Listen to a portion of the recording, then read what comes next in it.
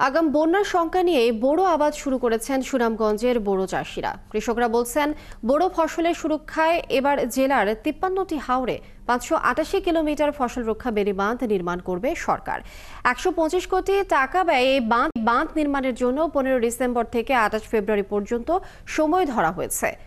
শহীদ নূর আহমেদের তথ্য ছবিতে প্রতিবেদন। জেলার বিভিন্ন হাওরে চলছে বোরো ধান আবাদের প্রস্তুতি। এরই মধ্যে বীজতলা প্রস্তুত করছেন কৃষকরা। বোরো ফসল সুরক্ষায় প্রতি বছরের মতো এবারও বাঁধ নির্মাণ কাজের প্রস্তুতি নিয়েছে জেলা প্রশাসন ও পানি উন্নয়ন বোর্ড। অন্য যে কোনো বছরের চেয়ে এবার নির্ধারিত সময়ে বাঁধের সার্ভে, মনিটরিং ও বাস্তবায়ন কমিটি সহ প্রকল্প বাস্তবায়ন কমিটি গঠন করেছে সংশ্লিষ্টরা। পানি উন্নয়ন বোর্ড জানিয়েছে, 20 উপজেলার বিভিন্ন হাওরে 104 কিলোমিটার বাঁধ সার্ভে করা হয়েছে, যার মধ্যে 588 কিলোমিটার পরিমাণ বাঁধের সংস্কার ও ভাঙা বন্ধ করবে পানি উন্নয়ন বোর্ড। চলতি মাসের 15 ডিসেম্বর কাজ শুরু হয়ে আগামী বছরের 28 ফেব্রুয়ারির মধ্যে বাঁধ নির্মাণ কাজ শেষ করার সময় বেঁধে দিয়েছে সংশ্লিষ্ট অধিদপ্তর। ইতিমধ্যে বিভিন্ন উপজেলাগুলোতে গণশুনানি সম্পন্ন হয়েছে। এখন পিএইচি গঠন কিছু চলতেছে।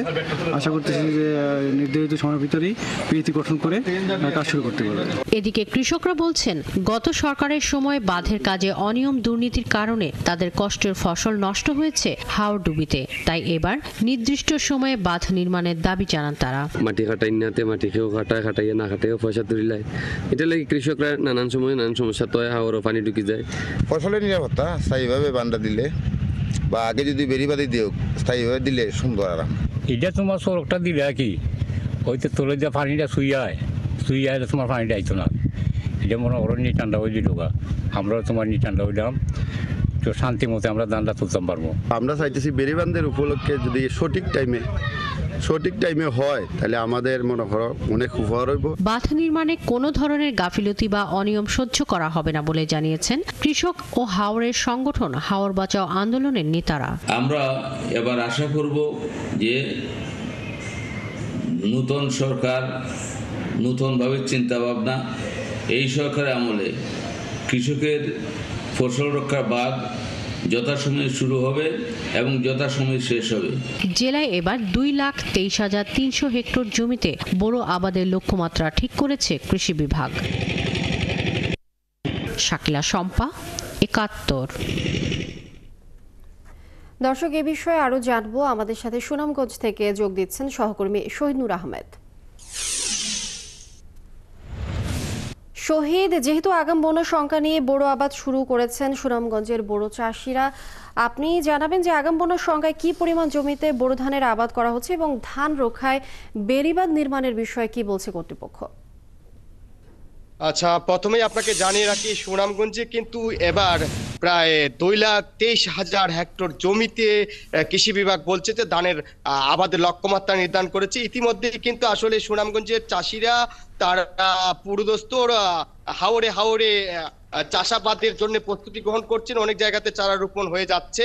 আমি যদি জানানোর চেষ্টা করি, এই যে বুড়ো ফসলের সুরক্ষায় প্রতি বছর কিন্তু সরকার আসলে বেড়িবাঁধের জন্য বরাদ্দ দিয়ে থাকেন। এবারও কিন্তু সুনামগঞ্জের 53টি হাওরে প্রায় 588 কিলোমিটার বেড়িবাঁধের নির্মাণের জন্য একটি লক্ষ্যমাত্রা নির্ধারণ করেছে পানি উন্নয়ন বোর্ড। আসলে এর জন্য কিন্তু বরাদ্দ চাওয়া হয়েছে 125 কোটি টাকা। যেটুকু আসলে বলা হচ্ছে যে নির্ধারিত সময়, যেটি 15 ডিসেম্বর থেকে 28 ফেব্রুয়ারির মধ্যে এই যে বাধ্যবাধকতা আছে কাজ শেষ করার, কিন্তু আমরা দেখছি যে আজকে হচ্ছে গিয়ে যে নির্ধারিত সময় 3 দিন পার হয়ে গেছে। আমি যেমনটা আপনাকে চাই, প্রথম দিন এই যে আমার পেছনের এই বেড়িবাঁধটিতে আসলে সংশ্লিষ্ট পানি উন্নয়ন বোর্ডের কর্মকর্তারা তারা 15 ডিসেম্বর উদ্বোধন করে গিয়েছিলেন, কিন্তু আসলে এখনো পর্যন্ত এখানে শুধু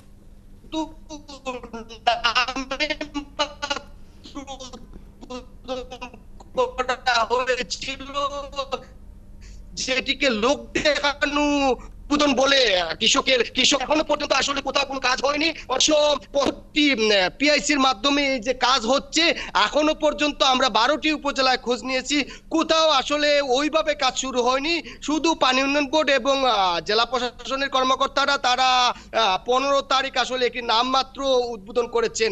আসলে শঙ্কার কথা হচ্ছে কৃষকরা প্রথম থেকেই বলে আসছেন এবং কৃষকের সংগঠন হাওর বাঁচা প্রথম থেকে বলে আসছে বিগত সময়ের যে 2022 এবং 2017 যে হাওর ডুবির আসলে অপ্রীতিকর পরিস্থিতি রয়েছে, এই এলাকার মানুষ আসলে কৃষকরা বুড়ো ফসলের সুরক্ষা নিয়ে তারা চিন্তিত থাকেন। যদি সময় মতো কাজ না হয় তাহলে এই যে ফেব্রুয়ারির মধ্যে আগাম বন্যা আসার একটা শঙ্কা থাকে, সেই ক্ষেত্রে বুড়ো ফসল নিয়ে চিন্তিত থাকেন কৃষকরা।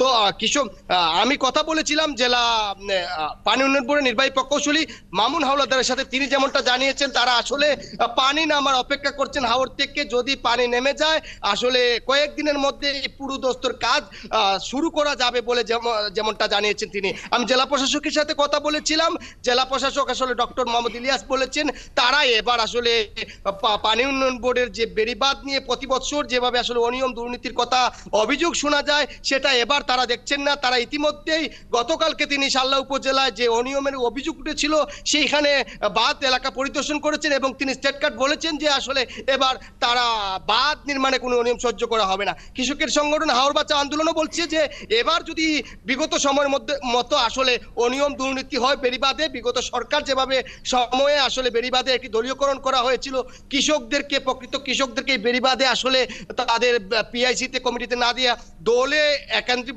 করার একটা অভিযোগ ছিল। এবার সেটা যদি হয় তাহলে তারা কৃষকদের সাথে নিয়ে আন্দোলন করবেন, এমনটাই আসলে সময় যতই যাবে ততই আসলে বেড়িবাঁধের সংখ্যা কাজ নিয়ে আসলে একটা সংখ্যা থাকবে। আপনাকে ধন্যবাদ। দর্শক, আগাম বন্যার পরিস্থিতি সম্পর্কে জানাচ্ছিলেন আমাদের সহকর্মী শহীদ নূর আহমেদ সুনামগঞ্জ থেকে।